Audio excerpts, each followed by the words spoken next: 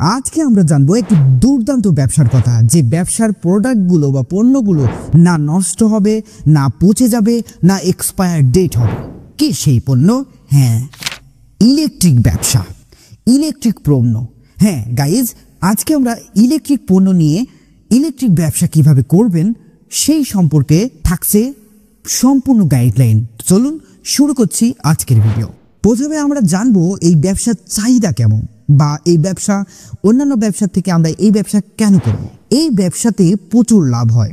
এই ব্যবসা করতে পারলে, বুদ্ধিমানের মতো করতে পারলে বা সঠিক গাইডলাইন মেনে চলতে পারলে কিন্তু ব্যবসাতে সফলতা কেউ ঠেকাতে পারবে না আপনাকে। এই ব্যবসার প্রোডাক্টগুলো আপনি বছরের পর বছর রেখে দিতে পারেন স্টক করে, কোনো পচন ধরবে না বা কোনো এক্সপায়ার ডেটও হবে না, নষ্ট হওয়ারও কোনো নেই ভয়। যদি আপনি বছরের পর বছর স্টক করেও রাখতে পারেন, তারপরও এতে কোনো প্রভাব ফেলবে না, বরং এটা যেমন থাকবে তেমনই থাকবে ফিউচারে। তাছাড়া অন্যান্য বিভিন্ন ক্ষেত্রে এই ইলেকট্রিক পণ্যের চাহিদা কিন্তু অনেকটাই বেশি।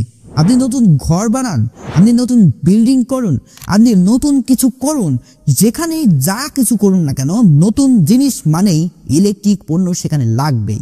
অর্থাৎ বোর্ড, সুইচ, সকেট, তার, ইন্ডিকেটর, হোল্ডার, বাটাম হোল্ডার এবং সুপারস্টারের অন্যান্য যাবতীয় মাল বা অন্যান্য ব্র্যান্ডের সুইচ, সকেট, হোল্ডার বা ইলেকট্রিক সামগ্রী লাগবেই। এই ব্যবসা শুরু করতে কি কি লাগবে? এই ব্যবসা শুরু করতে আপনাকে সর্বপ্রথম কিছু ধারণা থাকতে হবে ইলেকট্রিক প্রোডাক্টের জন্য। ইলেকট্রিক প্রোডাক্টগুলো আমরা কম বেশি কিন্তু সকলেই চিনি। সেক্ষেত্রে আপনি যদি আরেকটু ইলেকট্রিক জগৎ থেকে 2 দিন বা 2 মাস যদি সময় দিয়ে একটু যদি খুঁটিনাটি বিষয়গুলো জানতে পারে, তাহলে কিন্তু এই ব্যবসা কিন্তু আপনি জমজমাটভাবে করতে পারবেন। শুধু ইলেকট্রিক না, অন্যান্য ব্যবসা করবেন, তারপরেও সেই ব্যবসা কিন্তু আপনাকে 2 মাস বা 2 বছর বা কিছু সময় আপনাকে ওই ব্যবসার চিন্তা ভাবনা করতে হবে। ওই ব্যবসার যে কিভাবে করব, কেমন হবে, এই বিষয় নিয়ে কিন্তু ওই ব্যবসা সম্পর্কে জানতে হয়। আর যদি 2 মাস যদি নাও দিতে চান, এই ভিডিওটা দেখলেই কিন্তু আপনি 2 মাসের জায়গায় 2 মিনিটে আপনি কিন্তু শিখে ফেলবেন এই ইলেকট্রিক ব্যবসার যাবতীয় রহস্যগুলো। প্রথমে আপনাকে এই ব্যবসা শুরু করতে হলে অবশ্যই মূলধনটা থাকতেই হবে। তো এই ব্যবসায় মানি কত টাকা লাগছে? এই ব্যবসায় মানি লাগছে মাত্র 50,000 থেকে 1.5 লক্ষ টাকা। অর্থাৎ আপনি যদি এর থেকেও বড় পরিসরে করতে চান, তাহলে কিন্তু আরো বেশি টাকা অ্যামাউন্টের প্রয়োজন। তবে ছোটখাটোভাবে শুরু করতে হলে অবশ্যই আপনাকে 50,000 থেকে 1.5 লক্ষ টাকার প্রয়োজন হবে। আর এই ব্যবসা কিন্তু দুভাবে করা যায়। এই ব্যবসা এক পাইকারি সেল বা যেভাবে মুদিখানার দোকান দিয়ে ব্যবসা শুরু করেন, বিভিন্ন মজা বা বিভিন্ন আইটেম তুলে বিক্রি করেন, সেভাবে বিক্রি করতে পারবেন। অর্থাৎ ইলেকট্রিক সামগ্রী, switch, socket, indicator, batten holder, fuse সব কিছু তুলে কিন্তু আপনি এমনিই সেল করতে পারেন, জাস্ট দোকান দিয়ে একটা। অথবা আপনি কিন্তু সেই দোকানে অনেক মাল স্টক করে কিন্তু আপনি পাইকারি সেল দিতে পারেন। এই পাইকারি সেল দিতে হলে আপনাকে আবার পথ অবলম্বন করতে হবে। ধরুন আপনার হোলসেল দোকান, আপনি আপনার দোকানে পাইকারি সেল দিচ্ছেন। তো এই পাইকারি সেল আপনি কিন্তু শুধু দোকান থেকেই নয়, আপনি আলাদা একটি উপায়ে কিন্তু আপনি এই দোকানের মালগুলো কিন্তু সেল করতে পারবেন। কিভাবে? সেটা হলো অর্ডার কাটার মাধ্যমে। হ্যাঁ, কিভাবে অর্ডার করবেন? অবশ্যই আপনাকে আপনার ব্র্যান্ড নেম দিতে হবে। আপনি ইলেকট্রিক পণ্য যে ব্যবসা শুরু করছেন, সেইটা একটি কোম্পানির নাম দিতে হবে, লাইক সোহাগ এন্টারপ্রাইজ। আমার নাম সোহাগ ইলেকট্রিক এন্টারপ্রাইজ বা সোহাগ এন্টারপ্রাইজ বা লাইক এমন কিছু ব্র্যান্ড নেম দিতে হবে যেগুলো এই আপনাকে ব্যবসায়ী একটা নাম ক্রিয়েট করতে হবে। অবশ্যই যারা নাম ক্রিয়েট করতে চান বা নাম নিয়ে চিন্তা ভাবনায় আছেন, আমাদের এই ভিডিওটি দেখতে পারেন। এই ভিডিওটি দেখলেই আপনি কিভাবে নাম সিলেক্ট করবেন যে কোনো ব্যবসার, এই ভিডিওটি দেখলেই আপনি কিন্তু বুঝে নেবেন। তারপরে কি করবেন? আপনি মেমো তৈরি করবেন।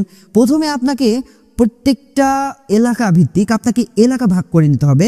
সপ্তাহে 7 দিন থাকে, 6 দিন আপনি মার্কেটে যাবেন, 6 দিন আপনি ফিল্ডে কাজ করবেন। কিভাবে ফিল্ডে কাজ করবেন? ধরুন আপনার এরিয়া পশ্চিম দিকে, আপনার দোকান, এইভাবে প্রত্যেকটা দিনে 6টা রুটে আপনি কিন্তু প্রত্যেকটা দোকানে ভিজিট করবেন এবং আস্তে আস্তে যখন সপ্তাহে প্রতি সপ্তাহে কিন্তু ওই রুটে একবার করে যাবেন। অর্থাৎ আজকে শনিবার, সামনের শনিবারে আবার ওই রুটে যাবেন, সামনের সোমবারে আবার ওই রুটে যাবেন, মানে যেই রুটে গিয়েছিলেন। তাহলে এক সপ্তাহ গ্যাপ থাকছে, এই গ্যাপে কি কি পণ্য লাগে তাদের কিন্তু ওই পণ্যগুলো বিক্রি হয়ে যায় এবং শর্ট পড়ে। তখন যখন আপনি যাবেন ওই দোকানে তখন কিন্তু আপনাকে অর্ডার দেবে। ফলে অর্ডার নেওয়ার পরে মনে করুন শনিবারে আপনি অর্ডার নিলেন, অর্ডার নিয়ে বাসায় চলে আসলেন। এসে আপনার দোকানে কারা কত টাকার প্রোডাক্ট নিচ্ছে, কোন কোন প্রোডাক্ট নিচ্ছে সেগুলো সুন্দরভাবে সাজিয়ে নিলেন। দেন শনিবারে রবিবারে যদি প্রয়োজন হয় আপনি নিজেই ডেলিভারি দিবেন, যে শনিবারে অর্ডার কাটলাম, রবিবারে একদিন অর্ডার কাটলাম, মানে শনিবারে অর্ডার কাটলাম এবং রবিবারে ডেলিভারি দিলাম, আবার সোমবারে আরেক দিকে অর্ডার কাটলাম, মঙ্গলবারে ডেলিভারি দিলাম।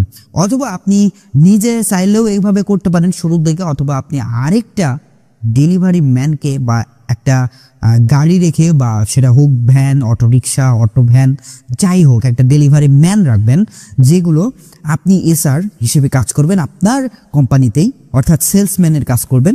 আপনি নিজে সেলস করবেন, সেলস করার পর এসে তাকে মালটা বুঝিয়ে আবার ডেলিভারি পাঠিয়ে দেবেন। ডেলিভারির সময় আরেকটা ম্যান গেল, এতে করে কি হবে, সময়টা বাঁচবে, কারণ শনিবারে রবিবারে যে আপনাকে ডেলিভারি দিতে হচ্ছে, আবার শনিবারে গিয়েও আপনাকে অর্ডার কাটতে হচ্ছে, তাহলে বেশি প্যারা। আপনি যদি শনিবারে অর্ডার কেটে রবিবারে ডেলিভারি ম্যানকে ডেলিভারি দিতে পারেন শনিবারের রুটের যে জায়গা এরিয়া, তাহলে রবিবারে কিন্তু আপনি আরেকটা রুটে যাচ্ছেন, বরং আপনি ডেলিভারির পরিবর্তে আপনি কিন্তু আরেকটা রুটে চলে যেতে পারছেন। তাহলে সময় বাঁচছে এবং সাশ্রয়ী হচ্ছেন, আবার টাকাও কিন্তু ইনকাম হবে। তো প্রথমত আপনাকে কিন্তু বিভিন্ন দোকানদারগুলো আপনাকে চিনবে না, হয়তো বা অর্ডার নাও হতে পারে, কম বেশি অর্ডার হবে। তো এই নিয়ে মাথা ব্যথা কোনো কিছু কারণ নেই। প্রথম দিকে এমন হবেই, যখন আপনি একটু মার্কেটে পরিচিত হয়ে যাবেন বা ব্র্যান্ড ভ্যালু আপনার কোম্পানির প্রোডাক্টগুলো ভালো লাগবে বা আপনার দাম দরে সবার সাথে সম্পর্ক হবে মার্কেটে অনেক দিন থেকে, 2-1 সপ্তাহ যখন চলবেন তখন কিন্তু আপনাকে বুঝে যাবে দোকানদার, না এ আসছে, এর কাছে অর্ডার দেওয়া যায়, এর কাছে প্রোডাক্টগুলো ভালো, এই ফাঁকিবাজি না যে একদিন প্রোডাক্ট দিয়ে পরের দিন অর্ডার নিলাম, অর্ডার নিয়ে পরের দিন ডেলিভারি দিতে আসছে না, এমন না, তারা কিন্তু রেগুলার আসছে। ফলে কিন্তু মার্কেটে আপনার সবার পরিচিত হয়ে যাচ্ছে, আর এই পরিচিতটাই কাজে লাগাবে ফিউচারে। তো এইভাবে আপনি ব্যবসা করবেন। আর অবশ্যই এই পাইকারিভাবে ব্যবসা শুরু করতে হলে আপনাকে 3 লক্ষ টাকা থেকে 10 লক্ষ টাকারও বেশি আপনার প্রয়োজন হবে। মানে আপনি ব্যবসার পরিধি অনুযায়ী, আপনি ছোট পরিসরে দিলে ছোট পরিসরে, আর বড় পরিসরে দিলে বড় পরিসরে। সাধারণভাবে এই পাইকারি সেলের দোকান বা এইভাবে ব্যবসা করলে, আমি যেভাবে বললাম পাইকারি সেল দিবেন বিভিন্ন রুটে গিয়ে, এভাবে ব্যবসা করলে কিন্তু আপনাকে অবশ্যই 10 লক্ষ টাকার বেশি টাকা লাগে। এই ব্যবসা শুরু করতে হলে অবশ্যই আপনাদেরকে লাইসেন্সের প্রয়োজন হবে। কি কি লাইসেন্স? টিন সার্টিফিকেট বড় পরিসরে করতে হলে, এবং অবশ্যই আপনাকে ট্রেড লাইসেন্স রাখতে হবে। কিছু ক্ষেত্রে ইলেকট্রিক ব্যবসা করতে হলে বিএসটিআই এর অনুমোদন পত্র লাগতে পারে। এবার আসি পণ্য সংগ্রহ এবং সরবরাহ কিভাবে করবেন। প্রথমত আপনাকে ভাবতে হবে আপনি কোন ব্র্যান্ডের প্রোডাক্ট সেল করবেন। লাইক এই যে ইলেকট্রিক জগতে অনেকগুলো ব্র্যান্ড আছে, লাইক সুপারস্টারের বিজয় গ্রুপ, সুপারস্টারের অর্লি, তারপরে আরও বিভিন্ন ধরনের ওয়ালটন, ক্লিক, এগুলোর আরও অনেক ব্র্যান্ড আছে যেগুলো ইলেকট্রিক জগতে এক্সিস্ট করে আর কি। তো আপনাকে সর্বপ্রথম ভাবতে হবে আপনি কোন প্রোডাক্টটি বেচবেন। সচরাচর সবাই সুপারস্টারের মালগুলোই, সুপারস্টারের সুইচ, সকেট, ইন্ডিকেটর, হোল্ডার এগুলো সেল করে পাইকারিভাবে। তারা কিভাবে কি করে, তারা সরাসরি কোম্পানির এসআর দ্বারা সুপারস্টারের মাল সংগ্রহ করে কমিশনের মাধ্যমে। এই ব্যবসাটা হয় কমিশনের মাধ্যমে, অর্থাৎ 12% বা 2% বা 3% এইভাবে ব্যবসা হয়। যে পণ্যের ওপর ধরুন 1 লাখ টাকার পণ্য আপনি ক্রয় করলেন, 1 লক্ষ টাকার প্রোডাক্ট কিনলে যদি আপনাকে 10% বোনাস বা কমিশন দেয়, তাহলে কিন্তু আপনার 1 লক্ষ টাকা প্রোডাক্টের দাম আসছে 90,000 টাকা, অর্থাৎ 10,000 টাকার আপনি কিন্তু ছাড় পাচ্ছেন, অর্থাৎ 10,000 টাকা আপনার লাভ থাকছে। অর্থাৎ আপনি 1 লাখ টাকার প্রোডাক্ট কিনলে আপনাকে 90,000 টাকা দেওয়া লাগছে, এবং ওই 1 লাখ টাকার প্রোডাক্ট আপনি সেল করলে 10,000 টাকা আপনার লাভে আসছে, তাই না? তো এইভাবে কিন্তু কমিশনে ব্যবসা করে। আর যদি আপনি লোকাল, যেমন ঢাকা থেকে সংগ্রহ করতে পারেন ইলেকট্রিক, ঢাকার গুলিস্তান থেকে, ঢাকার বিভিন্ন জায়গা, যেমন ঢাকার স্টেডিয়াম মার্কেট, নাজিরা বাজার, ইসলামপুর, গুলিস্তান, বংশাল, চট্টগ্রামের কাটলি, রিয়াজ উদ্দিন বাজার থেকে মাল পাওয়া যায়। অথবা অনলাইনে থেকে Alibaba, India mart, Daraz wholesale থেকে অর্ডার করা যায়। তো এই সব এরিয়া থেকে কিন্তু আপনি অর্ডার বা আপনার ইলেকট্রিক সামগ্রী কিনতে পারেন। সচরাচর যারা হোলসেল করে বা দোকানে এইভাবে পাইকারি সেল দেয় তারা কিন্তু ঢাকা থেকে মাল সংগ্রহ করে এবং কিছু ব্র্যান্ডের যেমন এরিকসনের মাল, সুপারস্টারের মাল, ওয়ালটনের মাল, ক্লিকের মাল, এগুলো যারা ব্র্যান্ডের ওই কোম্পানির এসআরদের সাথে কমিশনে ব্যবসা করে, অথবা আপনি ঢাকার মাল। আমরা সাধারণত আপনার জন্য পারফেক্ট হবে আপনি যদি এই যে ঢাকার মাল প্লাস আপনি যে কোনো একটা ব্র্যান্ডের পণ্যগুলো রাখবেন, তাহলে দুইটা কম্বিনেশনে আপনার ভালো একটা পাইকারি দোকান হয়ে যাবে। কারণ আপনার ব্র্যান্ডেরও থাকছে, আবার অন্য পাশে ঢাকার লোকাল মালগুলোও থাকছে, যেটা বাংলাদেশে অথবা অন্যান্য তৈরি করা চায়নার মাল হতে পারে বা বাংলাদেশের তৈরি করা কোনো প্রোডাক্ট হতে পারে, যেটা ঢাকা থেকে সংগ্রহ করবেন। সরাসরি আপনি ঢাকাতে যাবেন এবং ঢাকায় গিয়ে পণ্য দেখে শুনে বুঝে কোনটা ভালো লাগবে, বাজারের চাহিদা কোনটা হবে, এই সব কিছু দেখেই কিন্তু অর্ডার নেবেন। তারপর থেকে আপনি যখন আপনার একটা কন্ট্রাক্ট হয়ে যাবে ওই ঢাকার যে মালগুলো যেখান থেকে পাইকারি দোকান থেকে নিয়ে আসবেন, ওই ঢাকার ওই লোকদের সাথে কমিউনিকেশন করে ভালো সম্পর্ক করে কিন্তু আপনি বাসায় থেকে তারপর থেকে ট্রান্সপোর্টের মাধ্যমে কিন্তু আপনি এই পণ্যগুলো আনাতে পারবেন এবং আনিয়ে বিক্রি করতে পারবেন। অথবা আপনি ওই যে চাইলে একটা দোকান দিয়েও কিন্তু এই সব জায়গা থেকে মাল নিয়ে এসে কিন্তু আপনি দোকান দিয়ে ব্যবসা শুরু করতে পারেন। এই ইলেকট্রিক ব্যবসায় আপনি কোন কোন প্রোডাক্ট রাখবেন? ইলেকট্রিক ব্যবসায় অনেকগুলো প্রোডাক্ট থাকে। ইলেকট্রিক জগতে যতগুলো প্রোডাক্ট থাকে এক কথায় কম বেশি সবগুলো আপনি কিন্তু রাখার চেষ্টা করবেন। লাইক সুপারস্টারের switch, socket, indicator, holder, batten holder, fuse, regulator, আরও হরেক রকমের কম্বাইন তলা, আরও হরেক রকমের কিন্তু ইলেকট্রিক মাল আছে। অন্যদিকে অন্যান্য কোম্পানিরও এরিকসন, ক্লিক, ওয়ালটন এগুলোরও কিন্তু মাল রয়েছে। তাছাড়াও আপনি ঢাকা থেকে কিন্তু বিভিন্ন কম দামে switch, socket, holder, batten holder, তারপরে indicator, fuse, socket, regulator, 2 pin, multicut, multiplug, আরও অনেক রকমের আইটেম রয়েছে। এই যে স্ক্রিনে দেখতে পাচ্ছেন এই সমস্ত আইটেমগুলো কিন্তু আপনি ঢাকা থেকে প্লাস ব্র্যান্ডেরও বেচতে পারবেন অথবা ঢাকার লোকালগুলোও বেচতে পারবেন। বাল্ব সহ সব কিছু, সকল ধরনের বাল্ব, যেমন ডিব্বা বাল্ব, যেমন কলস বাল্ব, যেমন ছোট এই যে কালারফুলগুলো জিরো বাল্ব বা সুপারস্টারের বা অন্যান্য ব্র্যান্ডের 7 watt, 5 watt, 6 watt, 9 watt, 12 watt, 18 watt এই বাল্বগুলোও রাখতে পারেন। তাছাড়াও আপনি কারেন্ট চলে গেলে যেটাকে বলে এসিডিসি বাল্ব, এই বাল্বগুলোও কিন্তু রাখতে পারেন। তাছাড়া ইলেকট্রিক জগতে এক কথায় যতগুলো কারেন্টের প্রোডাক্টগুলো আছে ভেবে চিনতে নতুন কিন্তু আস্তে আস্তে আপনি মালগুলো চিনে মালগুলো তুলতে থাকবেন। প্রথম দিকে কয়েকটি নিয়ে শুরু করলেন, তারপরে আবার চেষ্টা করবেন আরও কিছু প্রোডাক্ট নিয়ে আসার, আরও কিছু নতুন প্রোডাক্ট নিয়ে আসার। এইভাবে একে একে করে কিন্তু প্রোডাক্ট আপনার দোকানে তুলতে হবে বা আপনার ব্যবসা প্রতিষ্ঠানে এই নতুন প্রোডাক্টের কিন্তু আমদানি করতে হবে, ঢাকা থেকে হোক বা ব্র্যান্ডের কোনো প্রোডাক্ট থেকে হোক। এই ব্যবসার কিছু সতর্কতা আছে। ইলেকট্রিক পণ্য অর্থাৎ আপনি ভেবেছেন এইটা যদি কম দামের বা একদমই বাজে নিম্নমানের প্রোডাক্টগুলো যখন সেল করবেন, তখন ওই প্রোডাক্টগুলো কিন্তু কোনো না কোনো কাস্টমার কিনছে, তখন সেই কাস্টমার কিন্তু অবশ্যই তাদের বাসাবাড়িতে কারেন্টের সাথে সেই সংযুক্ত থাকবে ওই প্রোডাক্টগুলো। অর্থাৎ কারেন্ট কতটা বিপজ্জনক।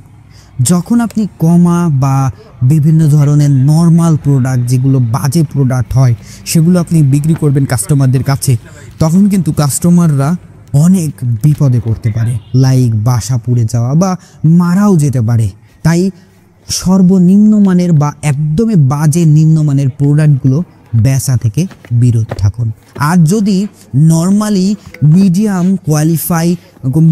কোনো প্রোডাক্ট বিক্রি করেন তাহলে অবশ্যই কাস্টমারদেরকে বলে দিবেন এই যে এইটা কম দামের, এইটা ব্যবহার করলে এমন ক্ষতি হতে পারে বা এই জিনিসটা ব্লাস্ট করতে পারে, তারা যেন নিজ দায়িত্বে তারা এই প্রোডাক্টটা সেল করে। তবে আমার মতে একদমই নিম্নমানের প্রোডাক্ট সেল না করাই বেটার হবে। আরেকটি বিষয়, সেটি হলো এই ব্যবসার সবচাইতে লাভবান জিনিসগুলো কোনগুলো জানেন? ঢাকা থেকে মাল সরবরাহ করা। অবশ্যই ঢাকা থেকে ভালো এবং সুন্দর টেকসই এবং ভালো মানের প্রোডাক্টগুলো সিলেক্ট করবেন, দেখে বুঝে নেবেন এবং সেইগুলোই বিক্রি করবেন বাজারে। মিডিয়াম এবং গুড কোয়ালিটির কোনো প্রোডাক্ট থাকলে সেগুলো বিক্রি করবেন।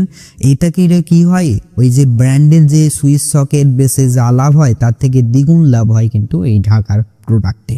তাই অবশ্যই বেশি চেষ্টা করবেন কাস্টমারকে ঢাকার প্রোডাক্টগুলো অফার করা বা ঢাকার প্রোডাক্টগুলো বিক্রি করা, দোকানে হোক বা পাইকারিভাবে ওই যে রুটে গিয়ে হোক। তো বন্ধুরা, এই ছিল ইলেকট্রিক পণ্য নিয়ে ব্যবসা। এই ইলেকট্রিক পণ্য নিয়ে ব্যবসার জগৎটা অনেকটাই বড়।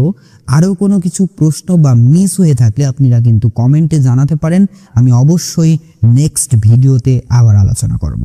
যদি এই ভিডিওতে বিন্দু মাত্র আপনার জন্য উপকার হয়ে থাকে অবশ্যই লাইক, কমেন্ট এবং সাবস্ক্রাইব করে দেবেন যদি সাবস্ক্রাইব করে না থাকেন। আর যদি সাবস্ক্রাইব করে থাকেন অলরেডি তাহলে অবশ্যই ভিডিওটা লাইক, কমেন্ট এবং শেয়ার করবেন। অন্তত লাইক আর কমেন্টও করে যান ভাই। সবাই ভালো থাকবেন, সুস্থ থাকবেন। আল্লাহ হাফেজ।